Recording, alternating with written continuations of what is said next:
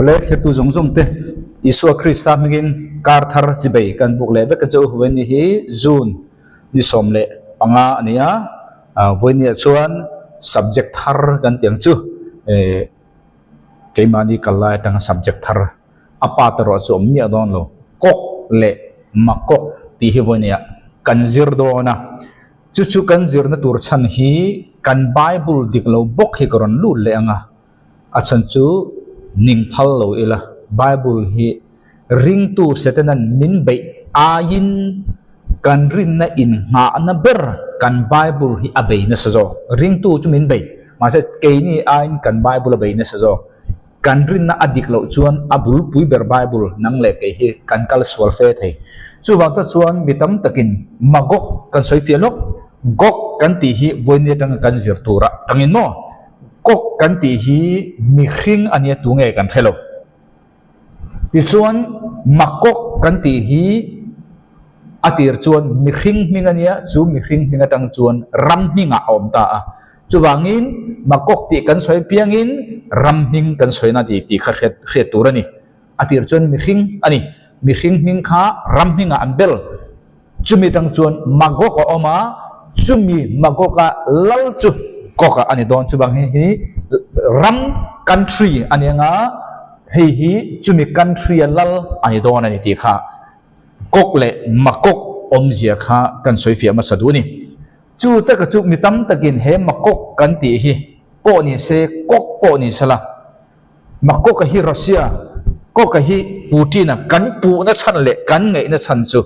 engwang nge kan ti chuan kan Bible le lina bok khan kan lu le thon ani chu ta chuan karon chiarang Ezekiel bung som thum le pariat he Bible hi kan let fu chi atalo tha ni chu ke ni mi zo ho na lovin mo Bible mi zo te ni lovin heta mi zo te na Bible kan le lin na kan bu mana kha alet suala chu kan thu tak khu pui wangin kok le ma kok kan soi piangin ring tu an noi som tel te min bum ta a Russia kan va pu tha ni bonen ani pokatilawa ani lo pokatilawa Bible ta kan kala tu ne ti so lo fia mayang ini chu thu taka kain har lo tu te mo min zirtir kan oya khami lo re chu Bible pon se kan thiar to mi lo chu chuan Bible kain ha lo zia khatilan tir ta chu wangin chiata nang Ezekiel bung som thum le pariat kan mi zo Bible mi hring fapa kokaramami ani ta ni kha koka chu makokaramami sorry makok ramani ka tik to kha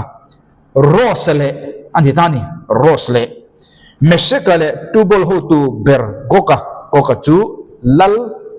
makok ram eng pram pon se chulai lalani kan ti ta makok ki Russia kan ngai chun tuna lal chu Putin kan ngai ta ni ma chon la achunga thu soila ti hi helai Bible base in kim raski sorry kimi roski kimi ki Russia kan pu tha ni kan mi thiam ten chuchuring tu tham takin na kan zui na kan ta kimi ros ati ta ka ki Hebrai to nga chuan ros ani ta achan kala soi fia don o chu King James kan kalang King James 16:11 Ezekiel abung sum thum pariat chang hi King James kan enang son of man mihing fapa set thy face against Gog kema le din dan sala ka hen huna chan tiu che ke le dinga Gog ka do dal zong in imai ngat ro ani lo pole imai rem ro the land of Magog ram the chief prince of Meshech JF John prince hi I lalber lal aspesa ber ti dani John lal fapati po da rem no tamo lal fapati ka lalber ti ka mang do dani Meshech lalber tubal lalber prophecy against him ama do dal zogin zol nei thu puan lok nei ro zol nei thu puang lok ro ti kha asoi tha le ka soi du ka chiar du ber chu Old King James 16:11 a hian Rose i mumi alawang kimi Rose aya kian heta chun prince among sorry chief among chief le ani chun kan mi zo Bible hian khoi Bible mi nge avalak ni thei kan ti chuan sa Bible tamzo ka po ro si in humi alawang ma se sa Bible claim te a ro si hi omta a chumi ami chu kan mi zo Bible hian alet ding ani mela chula chuan Old King James hi Philadelphia huna chu anita a Philadelphia huna tanga Laodicea lum si lo vot si lo min huan lu tu chu enge kan ti chuan he American Standard Version le English Revised Revision hi ring tu te Laodicea Bible rin lo na min huan lu tu lian ber chu he ni Bible mun danga ka soi teu to thena chu voi ni ka soi bak do no chu da chuan entai la chu Bible Old King James do dal ber tu Philadelphia ka thu i vona wang ni te isu in alom ko khan huna he Bible chu Old King James chu ka kha rondo dala Bible ron dida zata ring tu po pulpit ta nga po du da tak mai le pathian tu po azom tho berzong le du da berzong ring tu ti sami ta ka miron thoi lu tu chu he Bible patni hian ron chanta a chung American Standard Version chung chuan tinga soi Son of Man set thy face toward God of the land of Magog the prince of Ross aronitani kan mo Ross hi mizo Bible pon Ross aran fatani Ross le masik tu bel ho tu berti ina rondata de kha ka sai du chu he ta pon mang ta chia English Revised Version na Son of Man set thy face toward God of the land of Magog the prince of Ross arontiletani he Bible pani le budang apo tlem te in sa Bible apo sai koron telang tolo ma second sai du po chu he Bible pani tang ringot po hian he Ross aron soi hi lal angin ron soidani prince angin ron soidani ta po hen prince chuchu alo mangta a chuchu kan mizo Bible hian amang ani rin optani chu bang ta chon mizo Bible a chon Ross le ma shekari ta Old King James chon ommi alo ni Ross kha a chan chu engwang nge kan ti chon hemi Ross kan ti khi Ross hi Hebrai tong ani ta a Hebrai tong ani ta a he Hebrai tong Ross hi pani in alak thaini om je pani nei pakhat chu adjective form kan tiang chmo noun form ti fia tu kha adjective om ta chu ne adjective pa man chuan Ross khi englai po in cheap ti ber cheap ti yang cheap ho tu lian ber kan tianga cheap chi kha Bible a hian kan Bible a hian zaruk chuanga Ross hi cheap ho tu lian ber sa kha tiang khan man ve kani Bible a mun zaruk chuanga mi thiam te soinanin ma se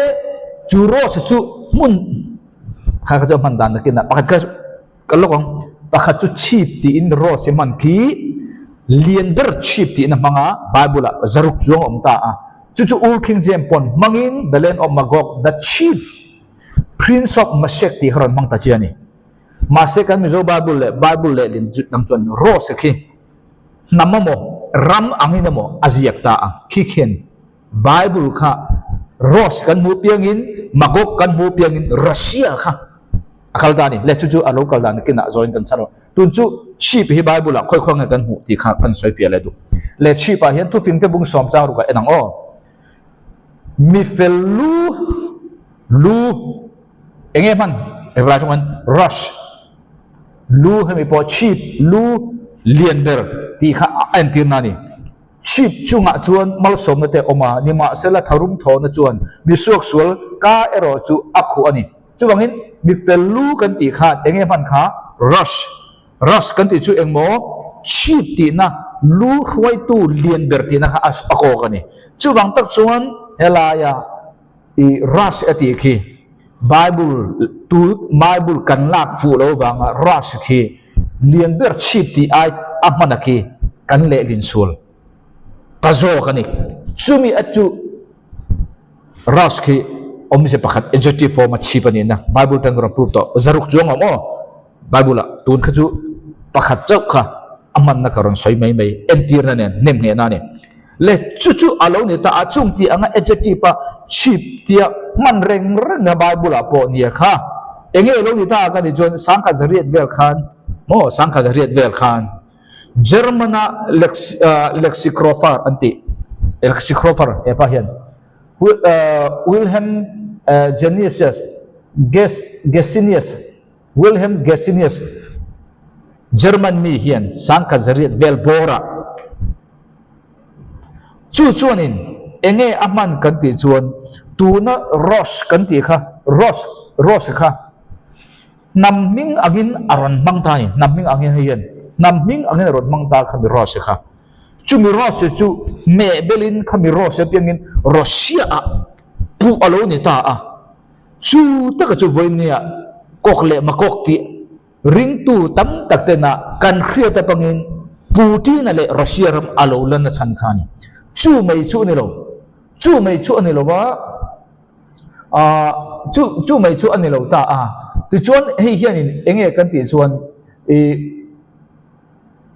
hei hianin enge man tak kan ti chuan khan tiang ale kha a referent kha enge man kan ti chuan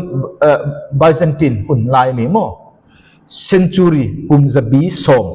century mi Ezekiel na Asia nuwa kumsang khale zaruk nuwa Byzantine I le khazia ka kha chu rin chana mangin hei hianin I rasikha nam minga avu ta chone chu lo ni ta a chu ta chon sangka zakwa le pakwa vela khan sangka zakwa pakwa vela mo Scottfield kan thangayam Bible kan pu chon Scottfield kan muang chu chon he German Wilhelm Gesenius athil soi hemi Ross kha namminga asoya kha thu tak khu ka ron khu puin namming anga thu tak khu ka khu puin Scottfield la chuan sangkha zakwa pakwa vela khan a Bible reference moya khan permanent khil fi anak kan don nge not footnote khan ron mangta a chu ta chuan nge man kan ti chuan meshek kan ti kha hemi meshek kan ti ta kha helai meshek kan ti hi meshek kan ti kha Moscow thi in aron buata ni Scottfield hian ti chuan Tulbos kan ti tubul kan ti ta kha frasera Tulbos khoa ta kha aron buata ni ti khan Russia ti khan khat tinga aron bua le a Bible footnote po aron bua wang khan boine mitam takin Rosh ti kan mu piang khan Russia ti kha alu pian chona ni takhan kan them toin garing chu bangin Rosh kan ti hi adjective pa manania cheap ti na zo kani chu eng wangin nge Rosh khi Russia kan pu chan kan ti chuan tu na ka soi tong khan e Bible le dindik hi kan manga adjective pa mang lovin Rosh khi nam ming anga he pa na khoya ma proof na po omlo mo proof na po omlo proof na po ommi alo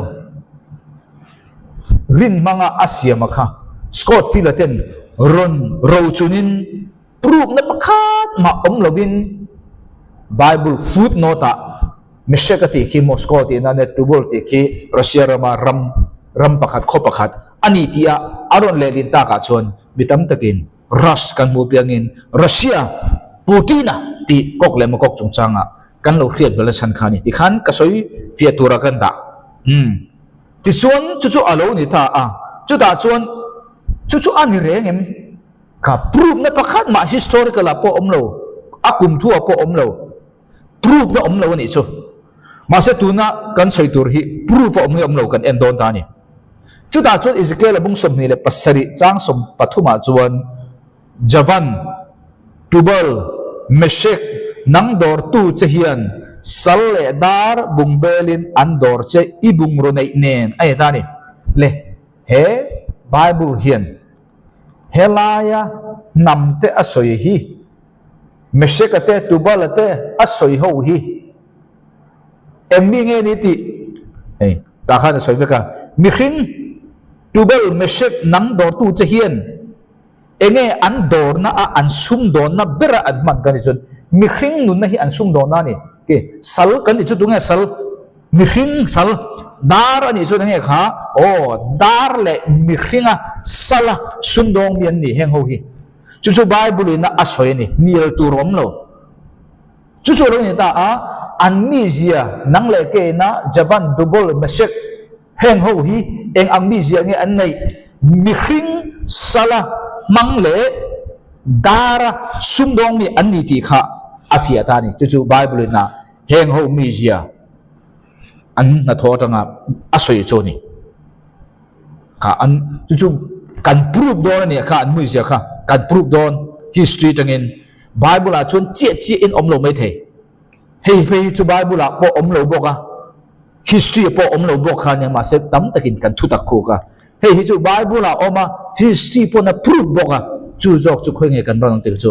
ke mani thu no ro se tang kai mi lo wa in hial hi atang kai lo ta chu ban ta chuan comment kalo dong thin te ka mu ka chia thin ma se tang kai tu ra chan no oma tang kai mi lo tu ra chan no oma tu ma Facebook atang te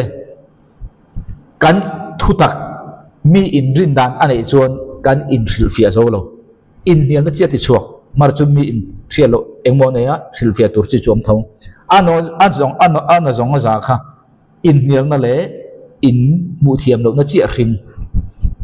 etia a le khaziak zong in chang na le hi chu ni wangin kha kan tha thiamang chu da chuan hei chu lo ni ta kha an mi je kan mu to mo boina tobal le Meshek khan ilwer mai Javan potela an mi zia kha ki sal le mihring le dar sumdon na le an mi zia kha ani ti kan zir to a chu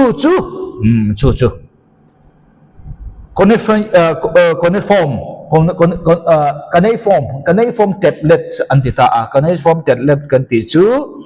e kum sang thum kal ta vela mi kha mu anita a mu anita a chu khoi angen bu kan ti jon nenevi khwa chia nuaya le nuaya kum sang thum vela kal hemi lekha hi mu ani cuneiform tablet santi tu na mi ang deu hini chu alem yu gogol ka munia ani le ni lo pok relo kan idea kan mu the nan karanti o chu alo ni ta su bi he an le ka mu chu cuneiform ti hemi lekha atanga until mu an soidana chuan he hian nam pani minga ji anei ta ni he lekha hian cuneiform hian chu ta chuan moski ti le the tabal ti hi ming pani ji anei ta a kum sang thum thil record na buin chu da chuan he mi te tam pani hi enge an mi zia kan ti chuan ei dar lampang siam na lama ming thang an ni he mi ham pani hi ti chuan khoi lai ve lang e heng ho hi an in na an din mun he Bible he le khabuina asoi na mun e nam ni pani hi aron ziak bi ka heng ho hi dar lampang siam na le thil zor na lama ming thang an mani hun lain heng ho hi khoi rama nge an chen kan ti chuan Anatolia an de ta an mani hun lai Anatolia khani vonia chuan Turkey tia khiat tur khari kan thi thiamem su ti ani chuan moski ati khi le da tabal ati chu dar sumdong mi dar e rongbol mi Anatolia amani hun laya voini hun tong chuan Turkey rama an cheng ti in he cuneiform tablet hian asoita a chu nen chuan tuna tobal kan ti te Meshek kan ti te khi an sum don nen an milhem an da thodan Bible soi dan le Meshek the tubul khi I entirta a chu an na thodan Bible na soi dan le he kum sang thuma upa thil le khazia ke na ari ko dan kha a in person tami alo ni chu khoi raw ni omati kha Turkey rama amma ni hunna chu Anatolia kan ti khan entinan kan riat thiam the turin kumpinulal ram kan ti chuan India potela mo Myanmar potela khoi mo atel ta che wani kumpinuram kan ti chuan ma se tu ni o chun India kan ti Myanmar kan ti khati anga kan ti danglam ang do chi khan ani huna chun Anatolia kan ti khan Turkey potela heda anoya ache vela ram mo tam tak kha atelani ma se bolni chun thendar ni le tak sia chun Turkey tia Anatolia kha larin kan khatai ta ni chu o khan tiang do khan akal phung kan soi thiam me mo chu lo ni ta chu ti ni chuan mashek le tubal chu khoi ra mang nge chen kha Anatolia kan ti chu mo tun hu na kan soi chuan Turkey kan ti ta mo Turkey kan ti ta ki Anatolia helai vele Israel ro ma marama oma helai kalchon Russia vel om le ta he Black Sea kan ti tui puidum kan ti don nge hemi hi an ding rol berania Israel to ro chu Mediterranean tui mo ka halu ita chu bangin mashek le tubal chu Anatolia raman ni chuan tun kha ram kan chiang to ro aram kham makok kha kan chiang to em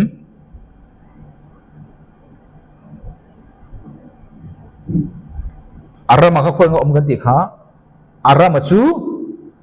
Turkey ni ti kan chiang ta asan chu mashek le tubal kha mashek le tubal kha Anatolia om ta wangin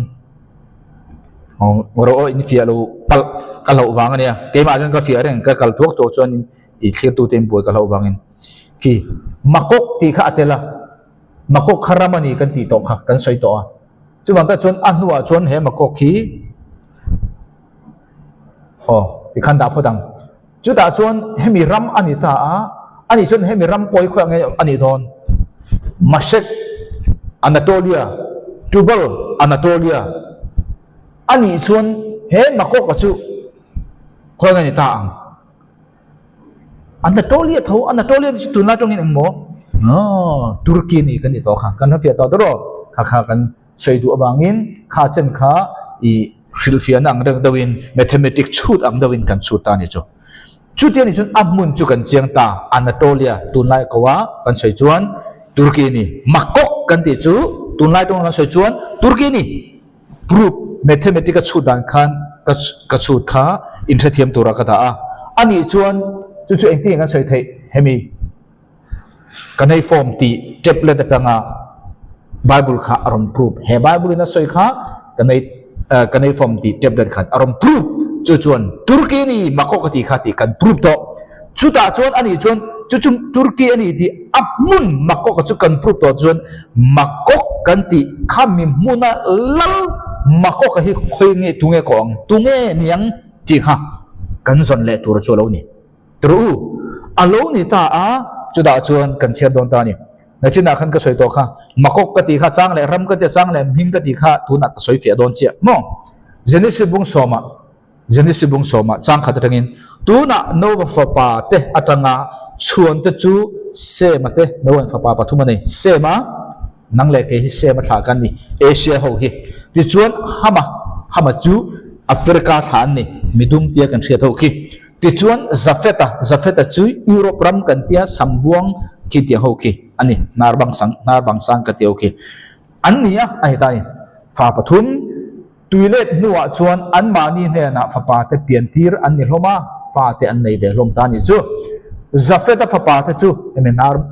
bang sang kan ti mo nar bang sang kan ti mingo kan ti ho kha Gomera te kha afa te ni chuwangin magok ate chuwangin magok ka ti kha tir khan kha ka thu kha inboi lo ka lao inboi lo ka du sorry magok ka ti chu atir chuan mingani chu ming achu alo re chuan a chen hmuna kha ama ming choin eting kan ti chuan magoka ti khan ram ming alo ni wana pa kan ya amun choi ama choi moina turin wana pa hol kan nei da ong chia khan maga oma Zafeta fapa te zinga mi ni sumi chen ram chu alo re khan atule fa ten minga pe in magoka ti khani chu poina kanzir lai na ramani ti ka soina khani minga ni ti boxi ramati ti boxi ti kha iron sei paltakin ti thua khilfia na ni le magoka te medaya te zavana te sina khan zavana kan muem tibola te maseka te tirasa te anni khat ni thum le nga ruk sri fa pa sri nei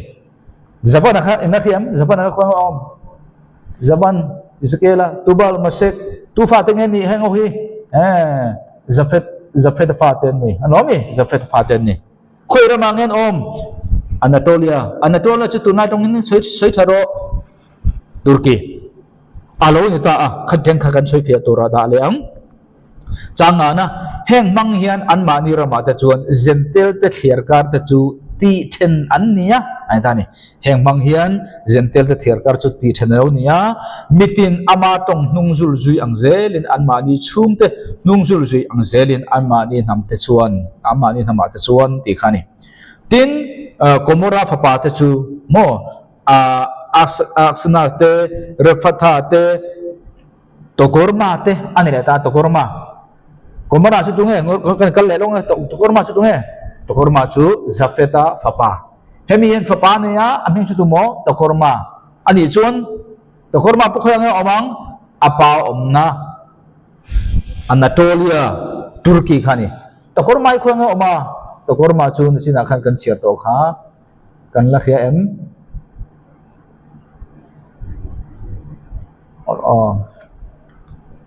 ta hian chia na kan nem kan ne lo pon mai the tokorma impon se na Japan te tubrate tokorma Anatolia Turkey ramom vek zafeta tupa ani ti kha kan chiang ta ni le chu lo ni ta chu ta ka chu BC zaruk somruk le paruk BC zaruk somruk pariat le zathum BC zaruk somthum inkar ve bora King Asur Banipal mo King Asur Banipal hepa hian ania nachina heng tiang heng hi ziak tura thu pe tu le heng tiang hi chin che tur thu pe tu hi King hemi King Asur Banipal anti hepa hian ni hei Assyrian lal mo Assyrian Empire lal ro pui le lal nung ber anita hei hian an hun lai thil kheng zong song kha chin chia tur le titurin thupe ka siama chuwang chin chen ta aminga khan kanei form man te mo na china kanei form kha alo ni ta chu da chuanin chuwang chuanin tuna kanei form kha alo pian dan kha ka soi ni chu kanei form kha alo piang ta tuwang mo King Asur Banipala ani hi Syria empire lalro puile tunung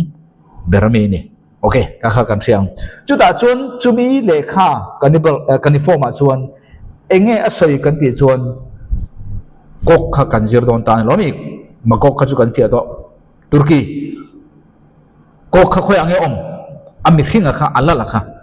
chumi lekha chuan asoi chu chumi lekha na asoi chu King of Lydia hey King of Lydia lal Lydia hi boina khoi nge kan ti chuan Lydia hi boina khoi ram nge ti in zo nom ta se Anatolia dak lam boinia chuan Turkey thau kha ni kan soi to kha kumpinu lal ram kha zaw ni to ka awai kan kumpinu lam India portal Burma portal khitalaya ram a che vel mi zong po kha atel ve khani ha kumpinu lal kan ti ma se alo re chuan tender le ve kani khan tiang deuh che khanin he Lydia po kha amani khun la chuan Lydia tia ko chu ni chu mi Lydia lal kha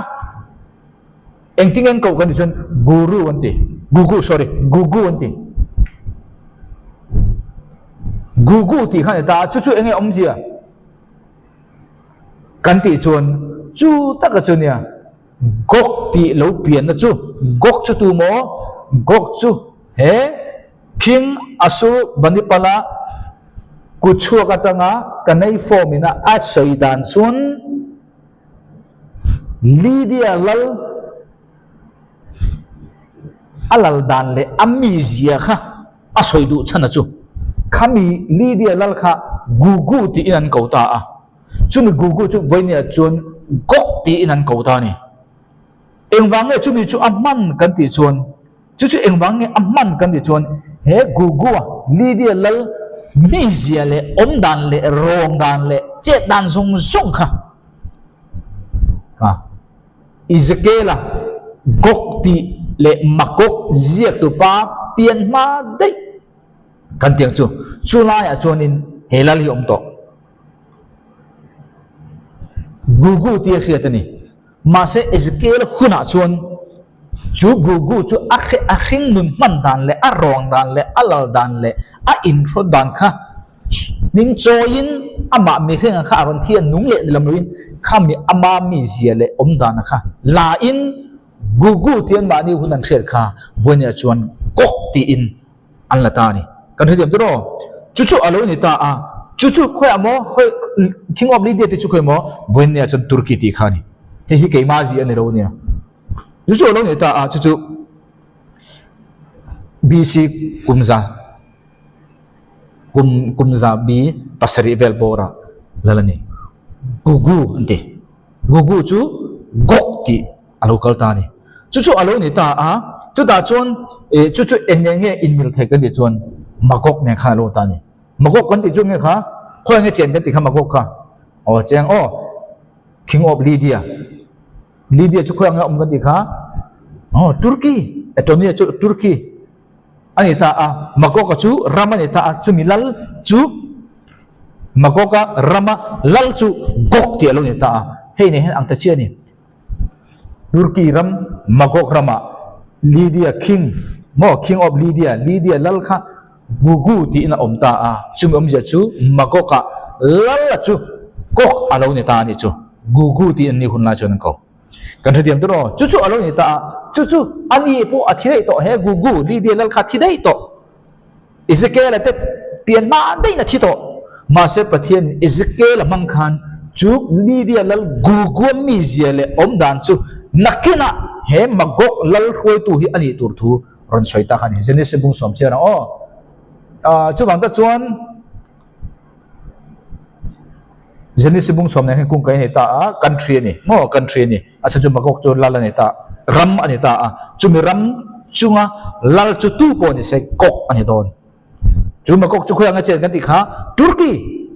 soi ngai chu ko soi mun deu infiel ka lo bang ani chu tu na mi Lydia lal po kha gugu ti kha Lydia chu Turkey nia chu lai lal gugu chu vonia Ezekiel trong kam ko chon kok ti in ko ta ni chu in fiang chu lo ni ta chu bang ta chun kok kan ti hi enge om zia kan ti chon historical history Lydia lal kha asoi tum ber kha ne lawa khalal kha ran thole ti lam bang kha asoi tum ne lawa asoi tum zo ka chu kha history Lydia lal anga khami mi zia le khan ti anga pathian mi te do dal zong le nei sa zong le ti re thei zonga collation kan chu ram ron hruai khom tu ram hruai ho tu kan ti dong nge ram thang mun khata hruai khom tu ani na zo kha soi du in Ezekiel hian heli dia lal gugu kha join kok ti in aron man chu alo ni ta ni chu alo ni ta chu bang ta chon chu chuan ram amma di hun lai ram zong song ka tian a hui khom ta collation kan ti chmo anti kan ti alliance kan ti don nge kan ti ngin ram kha hruai khom ta ram thang kha hruai khom ta chumi a hruai na khom chu eng wang hruai khom ni pathian mi te nai saturin ti du da turin that turin sunum chu pathianin Lydia lal chunga khariu sual ring tu te pathian mi te nai sana du ha nakina alula suak don ani chu join kok ti kha Ezekiel manga pe kalo ni ta chu an ma di hun lai chuan chung tianga ram thang an in sui khom na collation an siam na chu khoyang en hu khom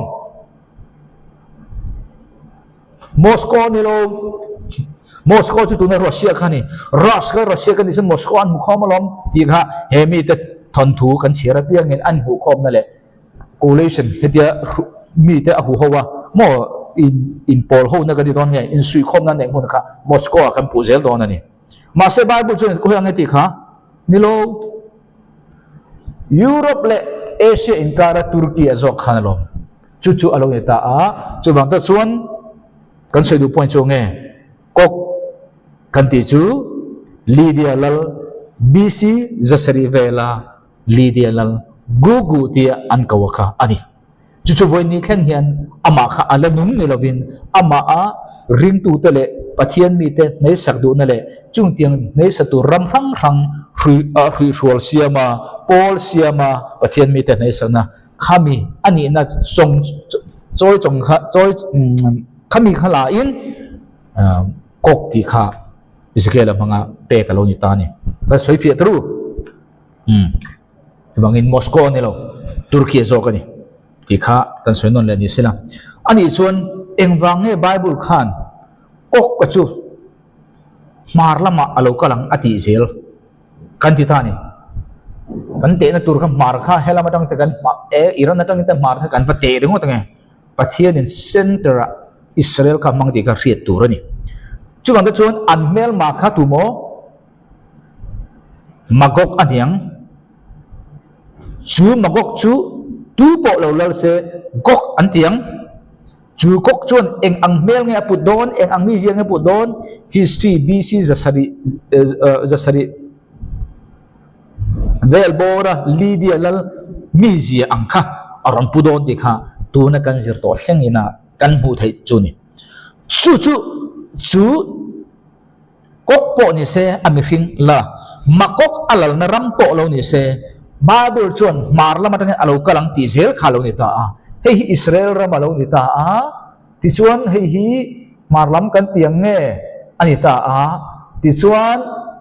chim lama chuan ta hen Egypt o manga ta Turkey o ma ta Russia pa chuwa chuan mi tam tak chuan Russia hi ako tir kan ko tir ta vu zia ni chu lo ni ta asan chu marla matangin kok le ma kok kha local tu ra Bible na soi wang ta chu bang ta chuan Bible tong kam kha kan khiat angai ta le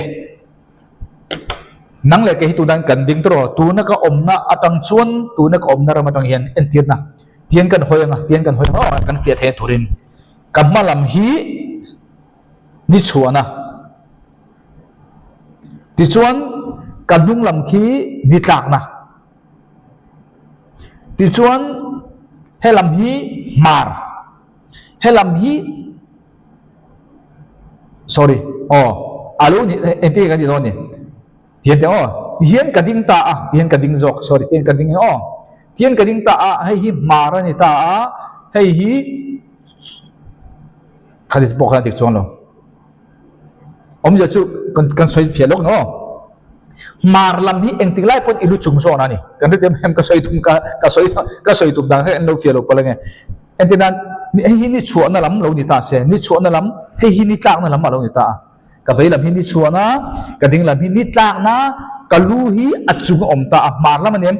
mar lam chu mi om je chu mar kan ti chu eng la pon phoi tang pon te la ilu chung je khanyang kan te na jirin hei hi ni kho chak lam hei hi kho thlang lam ka lu chung hi mar lam ani ta not mo ti chuan ka ke lam kha chim alo ni ta ka soi du point chu mar chu khuyang om kha chung lam zel ani anem chung lam zel kan te na zir chung lam zel khalo ni ta kha poi ta chu bang mar lam dang lo ka lang ti wang khan geography kan en chuan Turkey po mar lam Russia po mar lam ani thai geography zong in ma se Bible hian mar lam amana piang hian a geography mar lam kha asoi vek lo ni abi takin mel ma ring tu te har sana petu ring tu te nei satur asoi na hian mar lam amang zel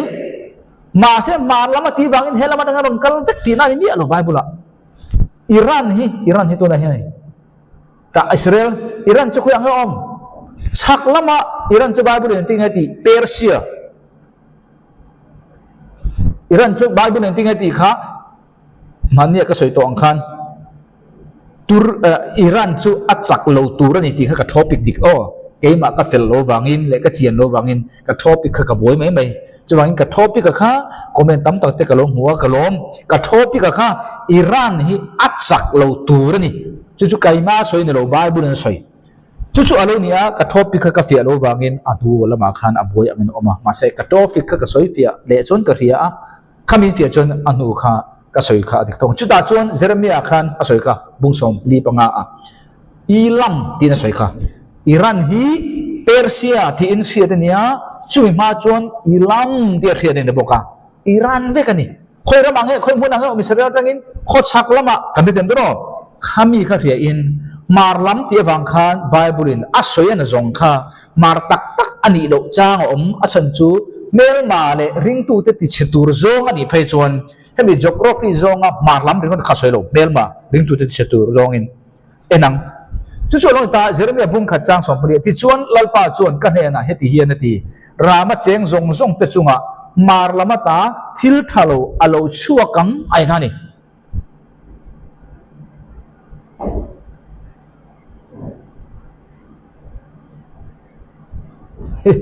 ai mi ka de sikha Persia ka de mi Iran kha alo chuakang ta Babylon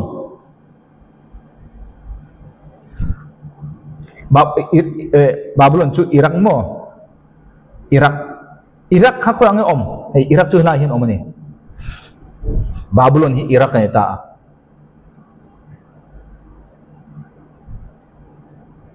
chu ta chun ani le Israel ra matangin Iraq chu ko ang ta hian dei chaklama dei Jeremiah ni hi asoi chu Babylon na sal an tan tur kha Jeremiah khan asoi lo kania chu anni ta chon Babylon kha an mel ma ni achan chu Babylon na kum som seri sal an tan kha khami khillo na kha ta chu ta chon mel ma hen rama cheng jong ta chunga mar lama ta thil thalo alo chuakang adita mar lama ti chu Israel tang tin te ta la Iraq chu ta hian kho chaklama dei sia enge chu mi zia chu ma ta chon Bible in mar lama ti kha abi takin ring lo mi te sual ring lo mi te le pathian mi te ti chatura asoi na bi ka phai chon mar ati khan enge soitum geography zong mar ni login tirko polan enge ti kha kan buan te ti sa le ti senabi ni selowa van muno tharau sul te ta achina ka soi kan khiam van hi chakla mange oma thangla mange oma chimla mange khonge van hi ilu chunga mar chu bangin tharau boru ka asona chun mar abi tikin chiana thua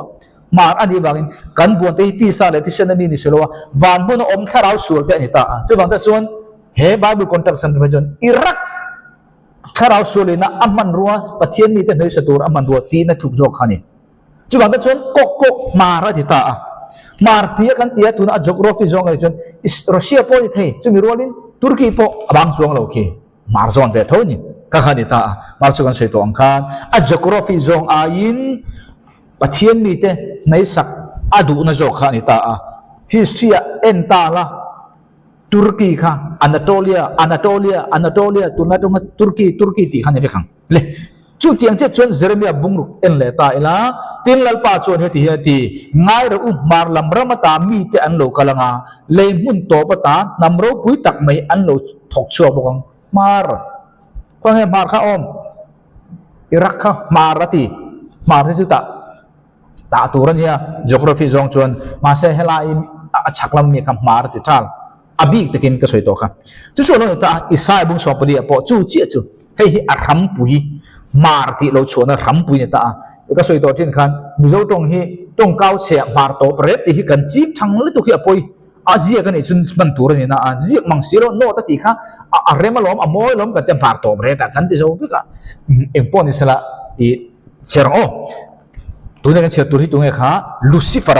suala atu ma setena ni ma eng fapa Lucifer ani lai ni ta bar par jinglam fapa ai ta ni eng ti jiange wana ta ithak tak su le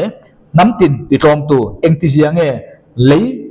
sa tha ka I tak su le iril ruwa chuan wana ka chawanga a chau tum kha tunge kha van chu khang kha mar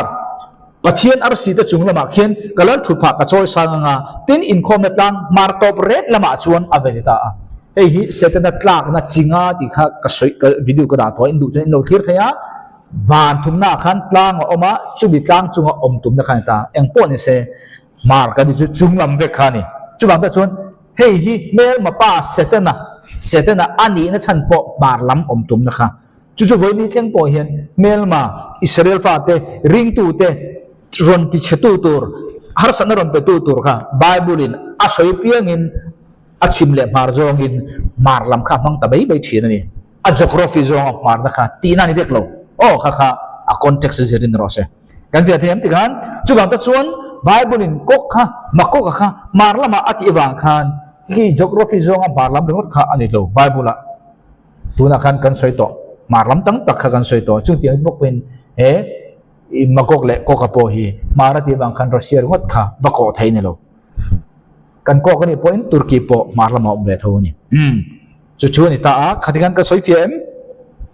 chu bang ta chuan Ezekiel bung som thum le pret keuliang Persia chu tu nge kha Iran boinia chuan Persia tun hi enge kan sir kha china khan komar kan fiam hemi fa pa kha tu nge kha tokarma china khan kan fiam mo an lu le lu thil kan ti sa tokarma fa pa tu chu tokarma chu tu mo kadi komora fa pa chu tokarma chimni kha kan tilang ani chu le hela hian kan soi hi enge kha kok le makok chanchin vek soi ta hemi Ezekiel bung somthum pariatina kok le makok ka soi hi anram bing thlengin ali se thavekani chirang Persia chu tunge tuna chuan Iran ti khani Persia ti hian sangkha satum sangkha sakwa somthum panga thlenga Persia ti hriatani nachina khanin ilam le eno kha ka soi pol mai theo chu he Iran hi Bible chuan ilam ti ina soibok Persia Iran anang vek Babylon ka chu boinia chuan Iraq khani anang kha chu ka hello Babylon kha Iraq boinia chuan he Persia kan ti hi pa in ilam ti nia nuwa Persia thlaka sangka ko somthum panga Iran tin boini thengkal nechin mi kha khan ka soifia ti chuan khus omle ta khus hi boinia chuan Ethiopia tia Bible soyania chu Egypt chimlama oma mo Egypt chimlama ma se chu Sudan ti in zia ani boka chan chu a geography zong in an mani huna a geography zong in he khus kha Ethiopia marlam panga om bethung chuan ta chuan amani hun lain khus hi tuna huna chuan Ethiopia tinia amani hun la chuan Egypt chimla ma mihing mase tuna chuan sorry an mani hun lai chuan an Bible hun lai chuan khami Ethiopia kha enting ka de chuan tuna Sudan ti rama khan an lai kha ani bangin chu kha kan soifian ro se chu da chuan put ti le ta put kan ti ki Libya voina chuan Libya ni ta le he Bible hianin he kok le mo kok lo thleng tur hi tu tenge ti kha ming alis anam ram alis Persia Iran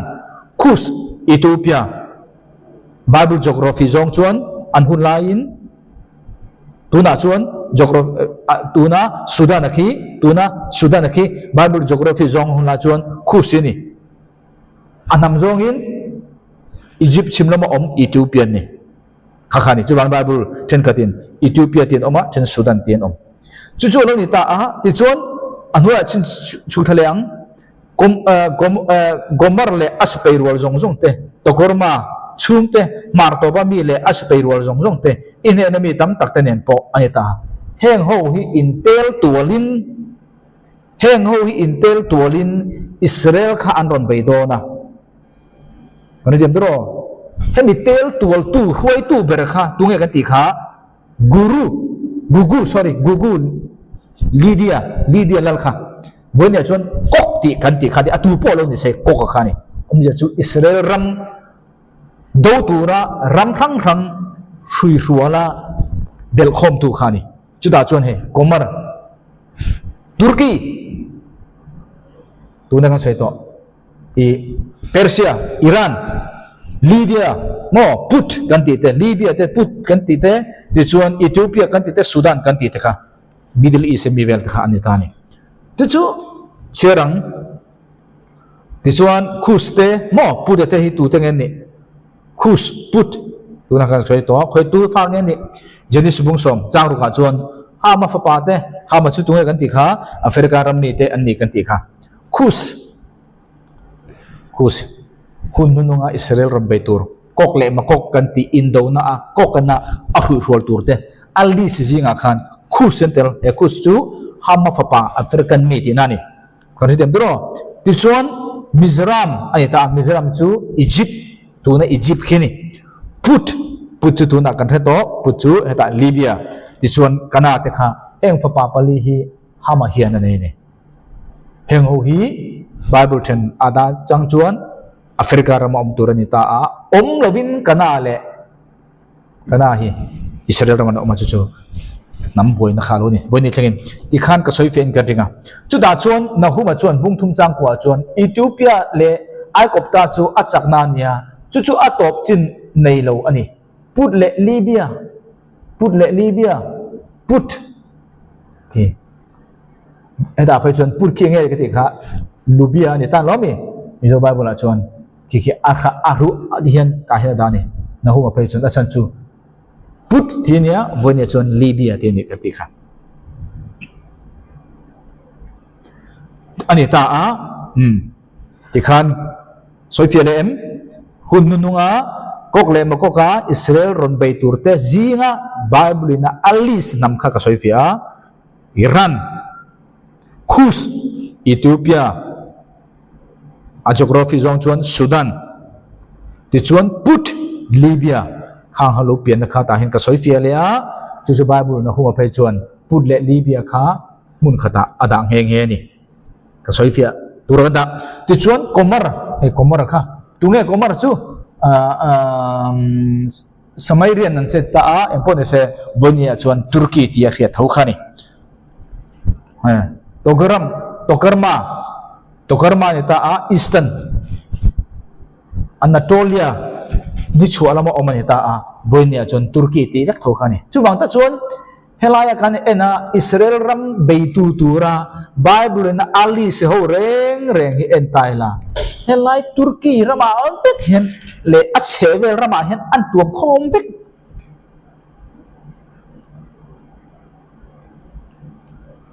chutalaya a khoi tu polo ni se chu kok ani don kan ti kha chu bang ta chuan Iran chu achak lo ngei tur ni ti akhan ka soi to a Iran chu tu na hian atlom kan te na ka chuan Iran achak ti po kan omang kan te nan atak lo kan te nan ang thak hello Bible kha kai chun ka ring ber tunen chu bang ta chuan bilik rama chuan nge soi zona ngapuin zona adol ti mai hi ni lo Bible in zona hian Bible hian zona hian ngapui adol ati po in karingang ati ang do chi hian wani mi tam tak chu zona ngapui adol ti Bible in asoi chu rin har ti chu soilo ngapuin zona adol ti po kan ring thailo ni ta chu bang chu Bible chuan an tom thur thu ilam Jeremiah khana soya kan oi chung ho san chu eng bawam hu the kan kalta ka oi lo na Iran he achak zo kani soi ma se Bible ka oi lo Bible i lo do zo ka lom he hi dik zo kan ta chu ring tu tam ta kan kal da ni amak lo san chu lo di kei ko khana kan om lum si lo vot si lo kan ni nang le ke na ne kan ti dan ang lo lal pa na ne ati dan ang lo chu tu pathian ne ti dan ni ne zo kan ni a to pa ti chu tom zo kan ni achak kan ni chu chak zo kan ni ke ni chu Bible e ga ma kan ngai lo hi kan mu dan kha ni au le chu lo ni ta a chu kan kal leng chu da chuan heng ho hi eng ti ka nge an tel to langa eng ti ka nge Israel ram khi anum bayang ka dis Bible ve khan asoi ta a chu da chuan Ezekiel lu som thum pari chang so pakha chuan ti chuan kul nei lo kho te ram chu karu nanga mi him taka om le an za akul lo wa cheng kul kong khar le akal na thir nei lo te chu ka bayang itiril ruwa Israel ram hi sang ka bo somli le pariata officialin ram adinga boini theng hian Israel ram hi kul anei lo an lomi ti en khen kul anei lo ral himlai le thamuang taka an omu ni atlem tu independent an mu ni liriat ko matangin boini theng hian do alo rengani ralak sum le bungrua te latur le muna chiao nu lua le tu te ralak sum le bungrua te latur le muna chiao nu lua le tu te le nam te zinga ta ruai khom to tu te nge hei Israel ram soina ni Israel ram chu kum sang khat don lai an ram an chosan to ma se pathianin ahun Bible lo hril lok chu ti lo ting turin mun rang ta a ruai khom ta sang kha kwa somni le prieta Israel nation ang lo ting le ta kul an nei lo voini thlen khovelam anga kul kha an nei lo dawan lo ren ma se hum him regan ni Middle East ya anni ang ba kha an ram thiam na bang manga hum him khi an om lo te ni Israel ram ke chu da chuan ran rual le bung rual te nga a leiluma cheng te chunga ikut electum kha adita a chumum je chu Israel ram kok le mo ko kena abei tur thu kha soita ani chu da chuan Bible phei chuan a Israel ram kha aba bir bum tumdon ringot nelovin a Israel ram zinga po alai leader pathian kho pui Jerusalem kha amelbai tum chu ni ta a Ezekiel abunga changa chanal pa pathian chuan heti hian ati ni hei Jerusalem kho ani namte zinga chuan kada ani avela ramte om chu enge bai tum ber Jerusalem Israel ram kha bai turani kok le ma kokin Bible tangin Turkey englal po lo lal se chumi Turkey ram ron thoya Israel ram le ami te do dal tura hui khom tu kha tu po lo ni se kok aniang chu alo ni a chung jong jong in hoi khom chu Bible tang chon Turkey alo ni ta a chu ho chon Israel ram hi ti chiat an to mang chu abi te ken Jerusalem kha an focus tur khani chu ta chuan Ezekiel abung som thum pari chang le chon ka le hoi ti rang che ai ta ni tu nge soi hi kok le makok kha Israel fa te do tu rakha ti che tum tu rakha tu na kan zir zong zong hi nang le kan keni hu na hin thleng don lo abi te kin kum sare har san chunga theng tur ni hen lo he he ba hi nang le ka hi min la don a mai to te me ni tu na an form don kok le ko mokok hi Iran hi allo senga pathian la mata allo sin nang le ke na kan chu dai chak po ti mai la pathian la chon allo a chak to lo choi tur kan ne lo pathian la so chu da chon Turkey in ron hoi chi don ni Turkey aron inrola Israel aron votan to aron larviu to aron por sang to chon nang le ke hian kan in ready ngai to khovela to ngai to le zual tu na po to ngai to le zual ti kha tu asan chu he he ngai to tu na kan soi kok le mo kok he ngai to he kum sari har san chu teng tur ni chu ma jon rep char theng don ka kan soi am le pathian in chu Israel fa de do tur chu ka le hoi ti rang chenga I kha be ma ko ka ko yang tu ko tu hi pathian tu ko tu Israel fa de be tu tur kok le ma kok kha pathian ti le kan ni an ma ni ti no cherang ka kai chuk ang che tu ka chuk tu pathian in kok le ma kok kha kai chuk don ispe rol zong zong te sakor le achunga chuang mi te rau thuam fam kim te in thuam zong zong te po ro pui tak pholian le pho te mang an khai an khan dai keng theu te nen chuan chu min ram atuam mup ang mai hian kami Israel te chunga ilo kalang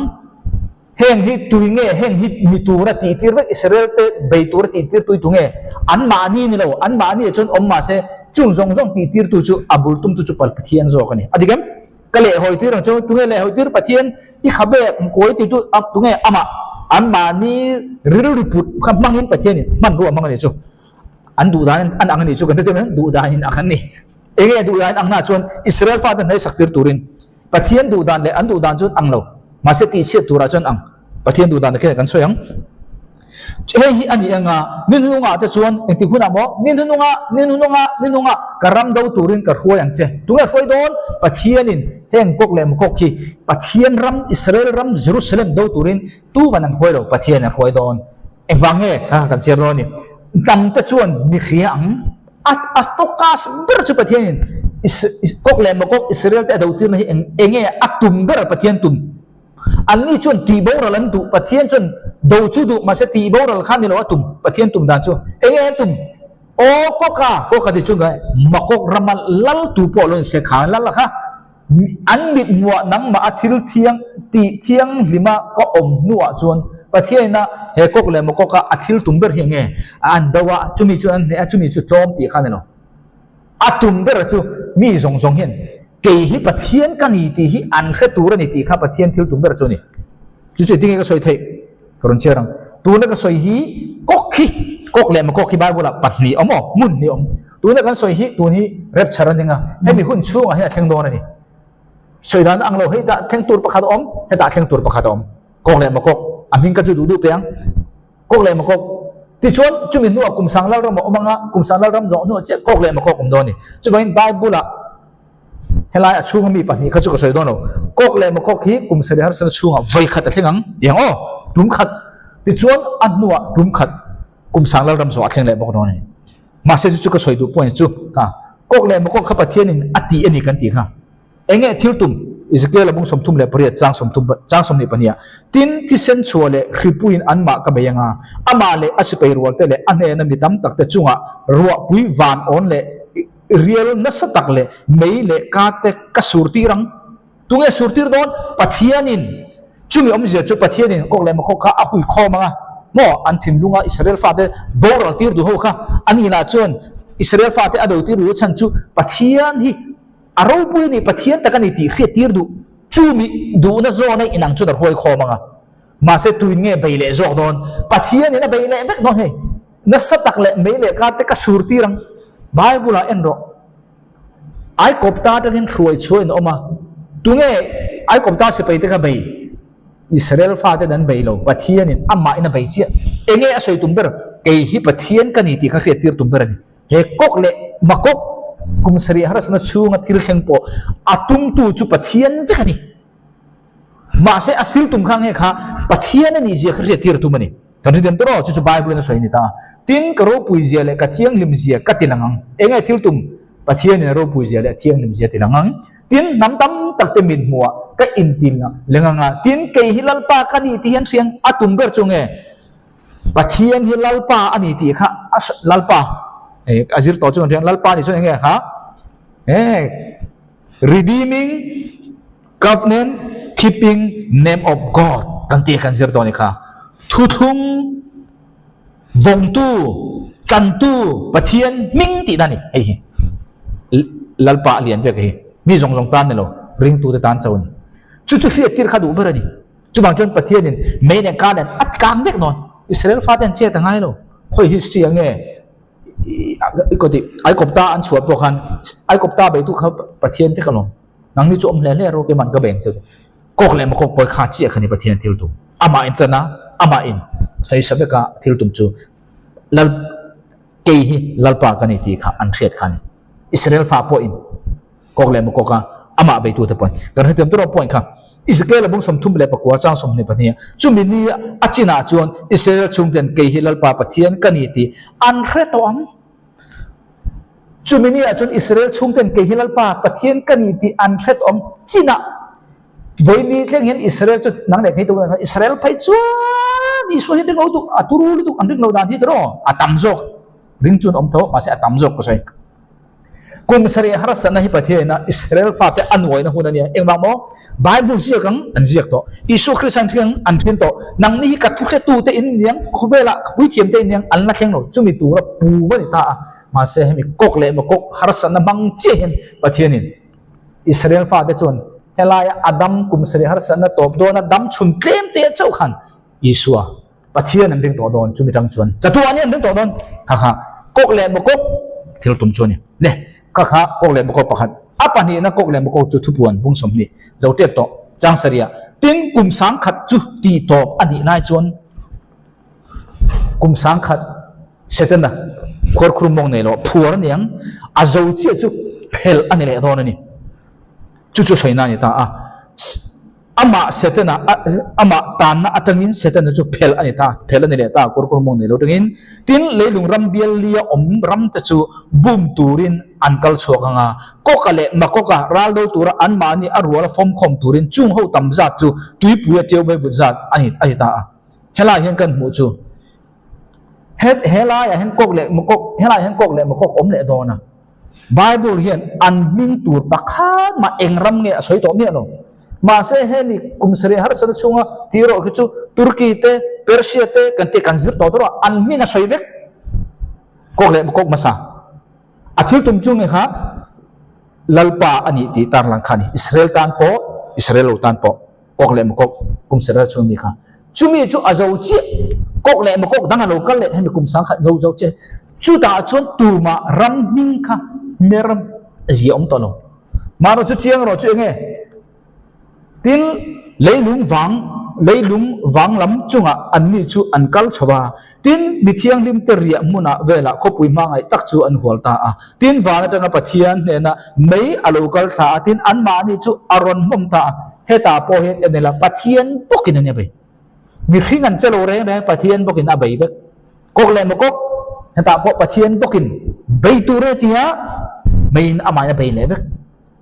ange tum kha lalpa ni ti se khani Israel fa ta chon chu ta tang chon chatuan en khetong